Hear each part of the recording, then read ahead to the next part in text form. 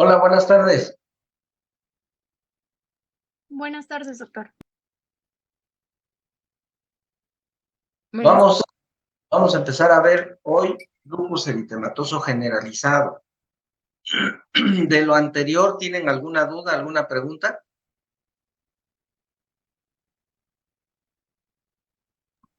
No, doctor. Vale. ¿Cómo se define a lupus eritematoso generalizado? Pues bueno, es una enfermedad crónica, es una enfermedad de causa desconocida, de naturaleza autoinmune y que se caracteriza por la producción de autoanticuerpos que van dirigidos contra componentes de los núcleos de las células y de otras estructuras celulares también, y que esto conlleva alteraciones en diversos órganos y sistemas y originando una gran variedad de manifestaciones clínicas. El espectro clínico, como van ustedes a ver más adelante, de esta enfermedad es muy amplio. ¿Sí? Prácticamente ninguna parte de la anatomía corporal queda o se salva de ser afectada por esta enfermedad. Cualquiera que ustedes me digan, cualquier área corporal, cualquier órgano, cualquier sistema que ustedes me mencionan, yo les voy a decir que sí se afecta en el lupus eritematoso generalizado.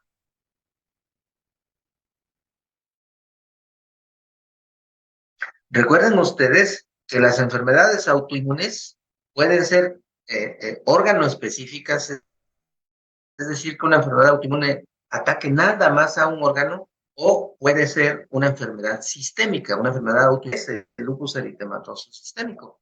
Y aquí del lado izquierdo de la pantalla, ustedes pueden ver los ejemplos de enfermedades autoinmunes órgano-específicas, como la tiroiditis de Hashimoto, como la enfermedad de Addison, la diabetes mellitus, ¿sí? Y de este otro lado, del lado derecho, tienen a la enfermedad autoinmune sistémica por naturaleza.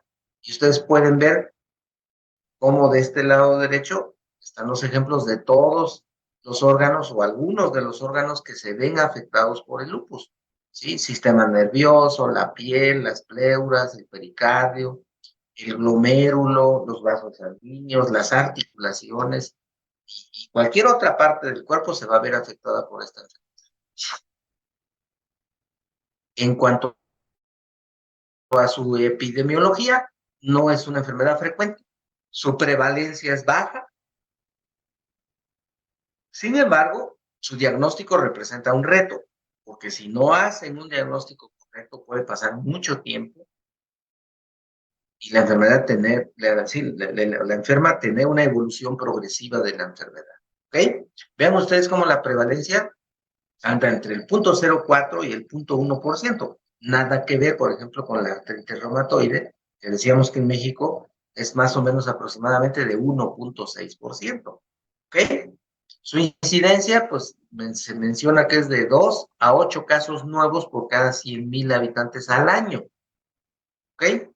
Otra cosa importante es que es una enfermedad que afecta principalmente a mujeres jóvenes en edad reproductiva.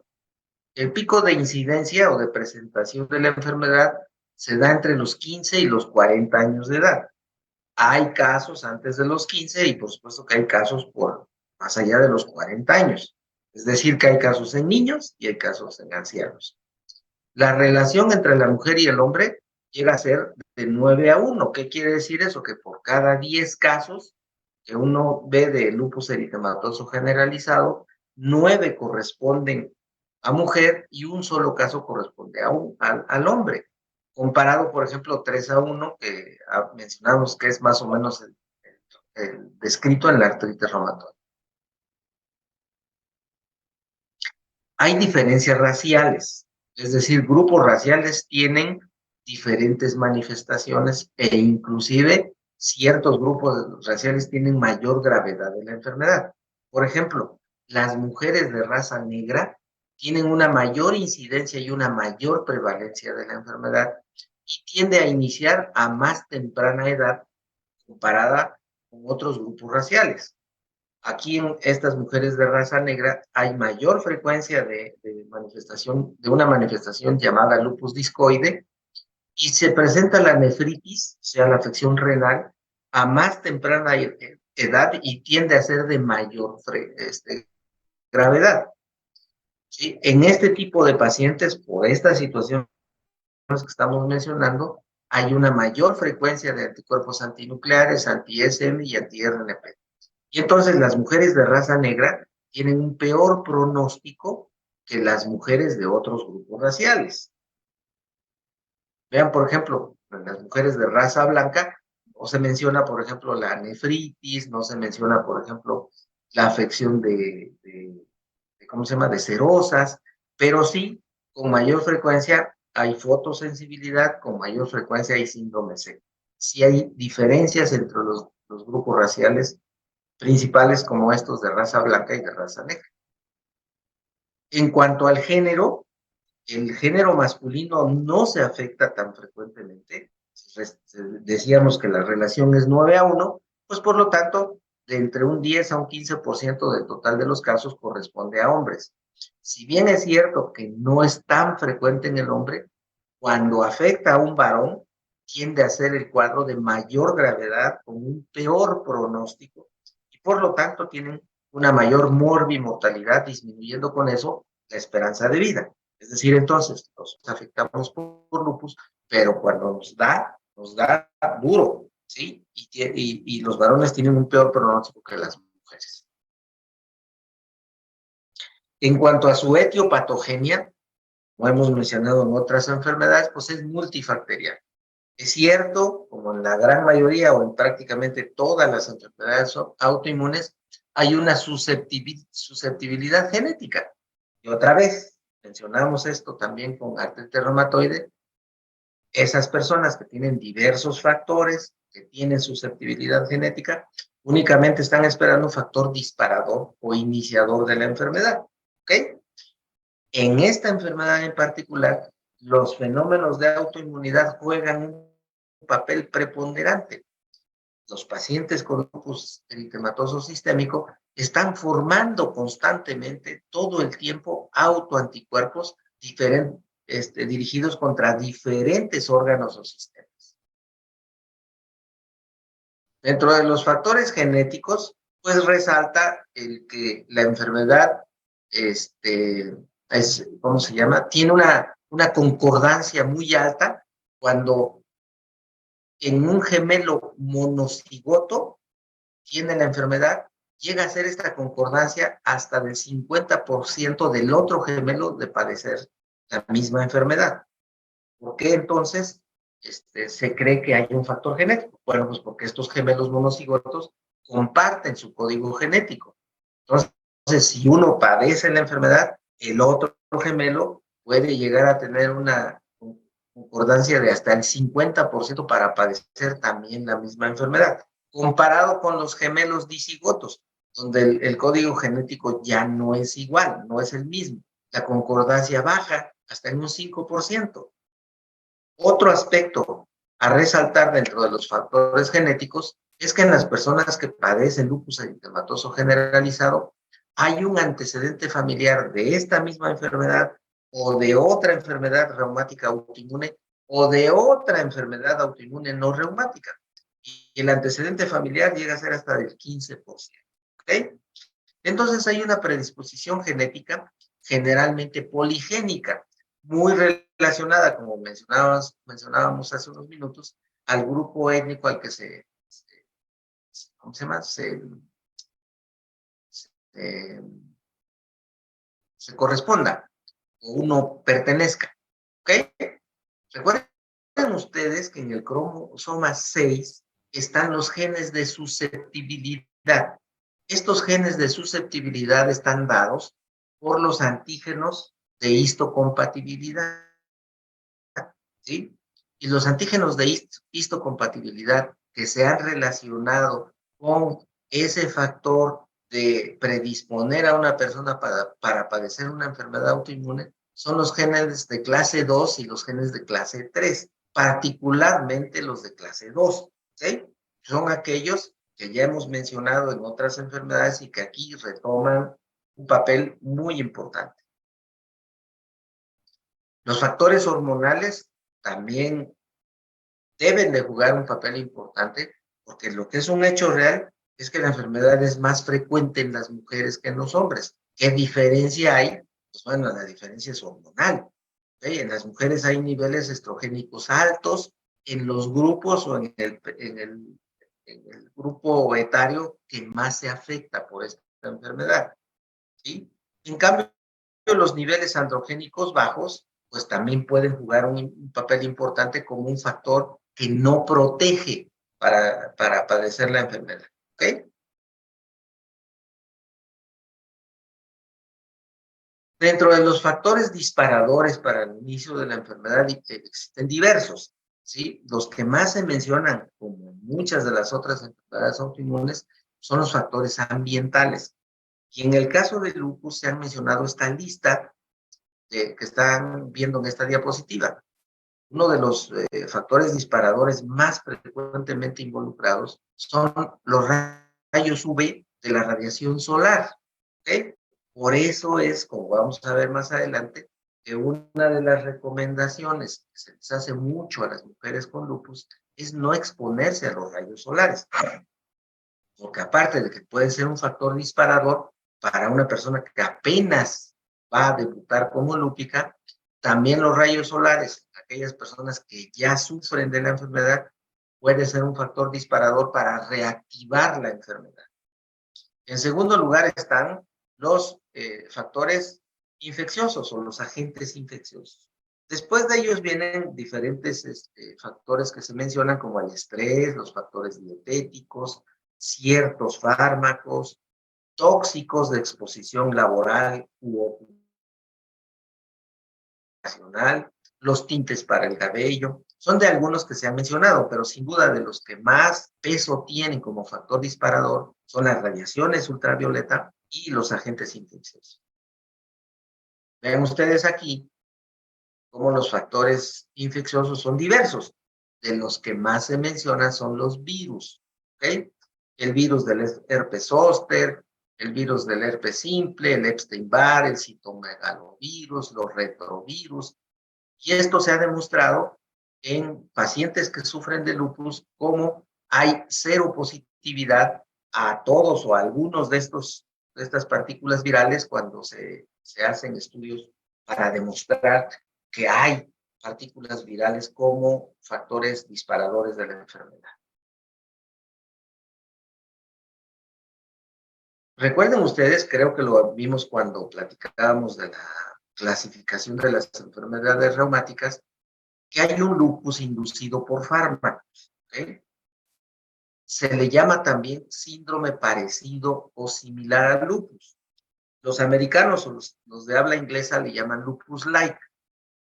Este síndrome, como su nombre lo indica, está favorecido o está inducido por la ingesta de diversos fármacos. ¿Okay? No es igual que el lupus eritematoso generalizado.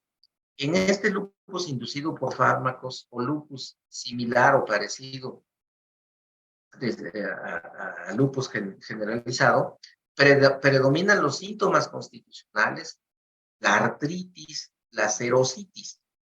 En este síndrome rara vez va a encontrarse nefritis o afección al sistema nervioso central.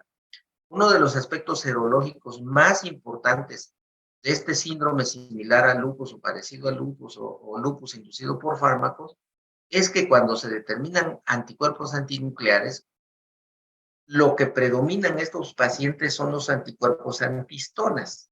¿Ok? Si yo sospecho que mi paciente tiene un lupus inducido por fármacos, solicito anticuerpos antihistonas y si estos salen positivos, me apoya muchísimo en el diagnóstico de este síndrome que se parece al lupus. ¿Okay? Otro aspecto muy importante es que cuando el cuadro clínico remite, es porque se suspende la droga o el fármaco que se está implicando. Ahorita vemos, me parece que viene una diapositiva donde están los fármacos que se relacionan con este síndrome. Vean ustedes, aquí están los fármacos que se involucran en el desarrollo del síndrome de lupus-like, ¿sí? O síndrome de lupus inducido por fármacos. De este lado están drogas que comúnmente utilizamos y que frecuentemente desarrollan este síndrome, es en aquellos que que ingieren procainamida o hidralazina. Recuerden ustedes que no todos los pacientes que consumen estas drogas van a desarrollar este síndrome, porque además de que están tomando la droga o el fármaco, requieren de esos factores de riesgo o de esos factores que favorecen la aparición de un síndrome de este tipo. De este otro lado tenemos a las drogas o a los fármacos que rara vez se involucran, pero que también están mencionados. Betabloqueadores, la depenicilamina, la isoniazida, la quinidina, el propiltioracilo, las hidantoínas, la trimetadiona, la cloropromacina. Como pueden ustedes ver, pues la lista es larga. Entonces, dentro de la historia clínica, si un paciente o una paciente llega con un cuadro clínico parecido al lupus eritematoso generalizado, es obligado preguntar en su historia clínica si está consumiendo en ese momento alguna droga o algún fármaco. Y si es de esos fármacos que ingiere están en esta lista, pues se puede sospechar que puede ser eso. Y es importante definir si es el síndrome parecido al lupus o no, porque recuerden, como vimos en la diapositiva anterior, al suspender la droga, los síntomas remiten y el paciente se recupera de manera íntegra. Bien, ¿qué es lo que está pasando en los pacientes que tienen lupus eritematoso generalizado? En estos pacientes hay un caos inmunológico. ¿Y por qué se presenta este caos inmunológico? Pues es el resultado de la susceptibilidad genética a la enfermedad más el o los factores disparadores involucrados. ¿Ok? Después de que ese paciente con predisposición para desarrollar la enfermedad se presenta el factor, ejemplo, los rayos solares. No es raro que una paciente que tiene esa predisposición genética debute como lúpica después de haberse ido a exponer de manera prolongada a los rayos solares, pues, por ejemplo, en la playa o en un evento, en un desfile, etcétera. ¿Ok? ¿Y qué es lo que sucede en estas pacientes? Todos estos fenómenos que están mencionados aquí. Hay una hiperactividad de linfocitos T, también de los linfocitos B, viene o trae como consecuencia una pérdida de la autotolerancia, viene una producción excesiva de autoanticuerpos y de complejos inmunes circulantes, lo que da como resultado final un círculo vicioso de autoinmunidad. Y se va a seguir perpetuando la autoinmunidad hasta que nosotros intervengamos con el tratamiento y se rompa ese círculo de autoinmunidad en el paciente. También en estas pacientes, pues existe una disminución en la apoptosis de células autorreactivas y un aumento de la apoptosis de células supresoras. ¿Ok? Recuerden, esto ya también lo platicamos. En esta enfermedad hay la formación de autoanticuerpos dirigidos contra antígenos proteicos nucleares, de estructuras nucleares del ácido desoxirribonucleico o del ácido ribonucleico. De ellos, los más específicos, de los que más se mencionan en el lupus eritematoso generalizado, son los anticuerpos anti-DNA de doble cadena y los anticuerpos anti-SM. Esto ya lo habíamos platicado en algunas de las clases anteriores. ¿Ok? Entonces, si yo sospecho que mi paciente probablemente tiene lupus eritematoso generalizado, la prueba de tamizaje, la prueba que inmediatamente debo yo de solicitar, es la determinación de anticuerpos antinucleares. ¿Ok? Y platicábamos cuando vimos laboratorio que la prueba más importante en este grupo de pacientes es la determinación de anticuerpos antinucleares por inmunofluorescencia, porque además de que me puede dar la positividad o negatividad, si salen positivos, me puede decir el patrón de inmunofluorescencia y eso puede orientar aún más al diagnóstico correcto. Quiero ser más específico de estos anticuerpos antinucleares, entonces voy a pedir los anticuerpos anti-DNA de doble cadena y los anticuerpos anti-SM. Entonces, si los anticuerpos antinucleares por inmunofluorescencia son positivos, tengo un patrón de inmunofluorescencia que correlaciona con lupus, y además los anticuerpos anti-DNA de doble cadena salen positivos, y además los anti-SM salen positivos, no hay duda de que mi paciente tiene lupus eritematoso generalizado. ¿Ok? Un breve repaso, y ya esto lo habíamos platicado también. Recuerden que los anticuerpos antinucleares, dependiendo de lo que se solicite o de lo que me reporten, así puedo yo correlacionar con diferente actividad a órganos y sistemas en la paciente con lupus. Por ejemplo, los anticuerpos anti-DNA de doble cadena están avisando que esa paciente va a desarrollar o puede desarrollar nefropatía, afección al sistema nervioso central y afección vascular. Los anticuerpos anti-SM me avisan que hay una correlación de esta positividad de estos anticuerpos con nefropatía y con afección del sistema nervioso.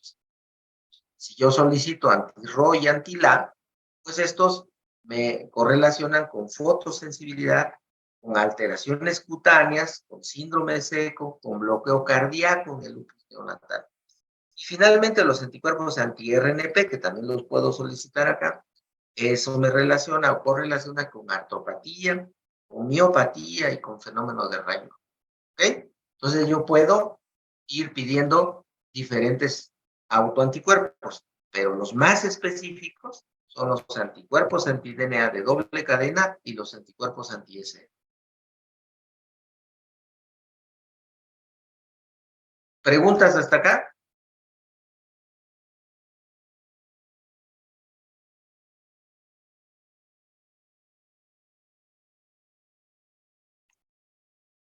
¿Ninguna? No. Montserrat, ¿cuántos compañeros tuyos están conectados?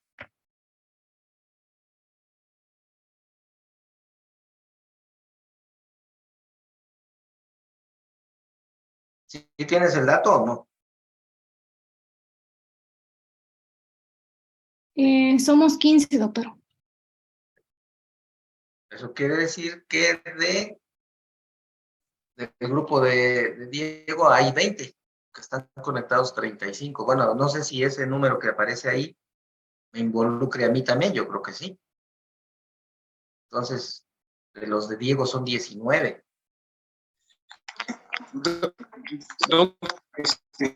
Aquí andamos un grupo en la escuela todavía, nada más que somos varios, somos, ¿cuántos somos? 13, somos 10. 11. 11, perdón. ¿Y esos que no cuentan o qué? No, doctor, en total del cuarto G somos 15, como ya lo había comentado. Ajá. ¿Y esos que dice Diego qué? ¿No cuentan o qué? ¿O quiere decir que todos están viendo en una sola computadora? No, de los 11 que comentaba, doctor, somos aquí del grupo G. Bueno, ok. Estamos viendo en una pantalla grande aquí en la escuela. Okay. Está bien. Sale a colación esto porque ya empecé a calificar sus exámenes y no van bien hasta donde voy, no van bien, salvo 2 o 3, inclusive un compañero de ustedes de las 30 preguntas, acertó 29. O sea, es un porcentaje muy alto, ¿ok? Pero hay compañeritos suyos que sacaron 13 aciertos, 15, o sea, muy bajos. Son preguntas que no sé qué pasa. Una de las razones a los que yo le atribuyo de que, bueno, la principal razón es que no estudie, eso es evidente, pero una de las razones que yo atribuyo es que no van a clases, ¿sí? Principalmente, y te lo he dicho muchas veces, Montserrat, no sé qué pasa en tu grupo van muy pocos a clases, vaya, se ve aquí en línea, pero también se ve en el salón, ¿sí? Yo no sé por qué escogieron el horario de las 3 si no pueden asistir a clases.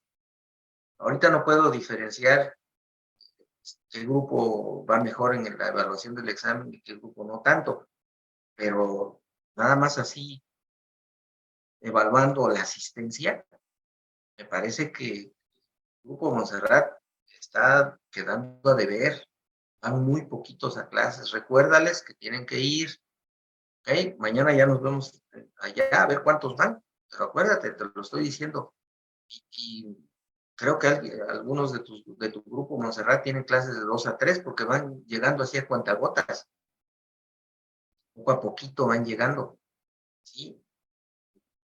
Me parece que no van a haber buenos resultados. Coméntaselos a ver qué te dicen, ¿ok? Bien, ahora, ¿cuáles son las manifestaciones clínicas de esta enfermedad? Como decíamos en la definición, hay un espectro muy amplio de manifestaciones clínicas. No hay un solo dato clínico que diga esto es específico de lupus eritematoso, ¿no? El espectro es muy amplio y como vamos a ver ahorita, las manifestaciones afectan a diferentes órganos y sistemas. Vean esta lista, ¿sí? Vean la frecuencia de las manifestaciones en el lupus. Aquí hay algunas manifestaciones que son frecuentes, otras no tanto. Por ejemplo, los síntomas constitucionales. Al inicio de la enfermedad, más del 70% de los pacientes pueden tener síntomas constitucionales. Y en algún momento de la evolución de la enfermedad, más del 80% tienen estos síntomas constitucionales. Si juntáramos la artritis y la artralgia, de igual manera, los porcentajes de frecuencia al inicio de la enfermedad en relación a estos síntomas, pues ya andan cercanas al 80%. Y en algún momento, pues hasta de más del 90%, es decir, que las manifestaciones articulares son muy comunes en lupus eritematoso sistémico. Vean en la piel, ¿sí? Cerca del 60% al inicio de la enfermedad va a tener manifestaciones cutáneas. Y durante la evolución de la enfermedad, alrededor del 80% tienen este tipo de manifestaciones. Y así podemos irnos. Puede haber manifestaciones no tan comunes, por ejemplo, la miocarditis. Es una manifestación no tan frecuente en lupus. Ya como el 1% nada más puede tener al inicio de la enfermedad trastornos en el miocardio. Y más adelante, pues se incrementa este porcentaje, pero no tanto. ¿Ok? La manifestación renal o la afección renal, que es muy temida en el lupus eritematoso sistémico, alrededor del 45% va a tener este tipo de manifestaciones al inicio de la enfermedad y en algún momento de la enfermedad puede estar variando entre el 46 y el 77%. ¿Ok? Y así podemos irnos. Pancreatitis, pues es muy rara. La miopatía también no es tan frecuente, pero hay otras que tienen una frecuencia más o menos frecuente, como el fenómeno de Raynaud, o los derrames pleurales, afección al sistema nervioso central, las manifestaciones gastrointestinales, etc. ¿Okay? ¿Cuáles son las manifestaciones constitucionales más comunes en el lupus eritematoso generalizado? Como veíamos en la tabla anterior, pueden estar al inicio de la enfermedad o durante la evolución de la enfermedad, en lo que se mencionan como recaídas de la enfermedad. ¿Okay? Y ahí está, en primer lugar, el malestar general, ¿sí? Es decir, que la paciente se siente mal, ¿sí? Hay fatiga extrema, ¿sí? Las pacientes dicen que se sienten muy cansadas, muy fatigadas, puede haber febrícula, pocos casos pueden tener fiebre, puede haber pérdida de peso, no es una pérdida de peso muy exagerada, puede haber mialgias, artralgias. ¿Okay? ¿Quién de nosotros no ha tenido en algún momento de nuestra vida alguno de estos síntomas? Por eso se llaman síntomas o manifestaciones constitucionales. En algún momento nosotros, cuando tenemos una enfermedad viral, podemos tener malestar general, fatiga extrema, febrícula, ¿okay? Mialgias, artralgias. Simplemente en algún momento de nuestra vida pues, nos sentimos cansados, fatigados. ¿Ok? Entonces, estos síntomas son constitucionales, pero son muy frecuentes en el lupus eritematoso generalizado. Siempre que haya síntomas constitucionales, estamos obligados a hacer diagnóstico diferencial con procesos infecciosos y o con fibromialgia. ¿Ok? Muchas pacientes pueden tener fibromialgia, no lupus generalizado. Pero más, vamos a ver más adelante, las pacientes con fibromialgia no tienen otras cosas que las pacientes con lupus sí llegan a presentarlo. Y ahí es donde ya se hace un diagnóstico diferencial con toda certeza. Bien. Las lesiones cutáneas o las manifestaciones cutáneas en el lupus se dividen en lesiones específicas de lupus. Doctor, y disculpe, lesiones... ¿puedo preguntar algo? Sí, dime. Ay, soy Carla. ¿Cómo puedo distinguir entre el lupus y la fibromialgia? Fibromialgia. Ah, fibromialgia. Ajá, ¿cómo sería la mayor distinción? Disculpe que le pregunte, pero es que eso que usted está comentando justo lo veo en mi hermana, por eso le No pregunto. te preocupes. La paciente con fibromialgia no va a tener manifestaciones cutáneas. La paciente con fibromialgia no va a tener manifestaciones renales. La paciente con fibromialgia no va a tener vasculitis. La paciente con fibromialgia no va a tener derrame pleural. Todo lo que vamos a ver más adelante no lo tiene la fibromialgia. La fibromialgia sí puede tener esto que está mencionado acá. Y aún más, si sospecho por nada más síntomas constitucionales que la paciente tenga lupus o tenga todavía otras manifestaciones, los anticuerpos antinucleares me van a definir que en esa paciente no hay lupus eritematoso porque los anticuerpos antinucleares van a salir negativos. ¿Ok? ¿Sí está Gracias, claro? doctor. Sí, sí, muy claro. Muchas gracias, doctor. Bien, entonces, decimos que son lesiones específicas porque nada más aparecen en el lupus eritematoso. Ustedes no lo van a ver o no van a ver estas manifestaciones cutáneas en otras enfermedades. ¿Ok? En cambio, las lesiones no específicas, como lo indica, no son específicas de lupus, por lo tanto, pueden aparecer en otras enfermedades o son entidades cutáneas aisladas, solas. ¿Ok? Ahora, las lesiones específicas se dividen en lesiones agudas, lesiones subagudas y lesiones crónicas. ¿Ok? Dentro de las lesiones agudas de la piel, predomina o destaca el eritema malar en alas de mariposa. Ahorita vamos a ver algunos ejemplos, ¿sí? También el eritema generalizado y lo que se llama lupus buloso. Esas son tres manifestaciones agudas de estas lesiones específicas de lupus. También hay lesiones subagudas, ¿sí? Como el eritema anular y policíclico y las lesiones pápulo-escamosas, también llamadas psoriasiformes, que se llaman así porque se parecen a las lesiones de psoriasis. Y finalmente, en estas lesiones específicas tenemos a las lesiones crónicas del lupus. Y ahí está el lupus discoide localizado, el lupus discoide generalizado y el lupus profundo. ¿Ok? Todas ellas entonces son lesiones específicas del lupus.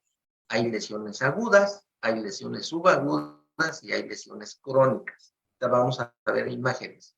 Y después o finalmente vienen las lesiones no específicas del lupus. Y ahí pues está la paniculitis, la urticaria, la vasculitis, el dedo reticular, las lesiones orales o en la boca, la alopecia y condiciones asociadas a la piel, como por ejemplo la psoriasis, el líquen plano, la porfiritania, ¿okay? Que pueden aparecer en el lupus, pero también aparecen en otras enfermedades o son entidades ya propias de la piel, aisladas como una enfermedad. ¿Ok? ¿Cuántos minutos nos quedan, Montserrat? 3 minutos, doctor. Ok.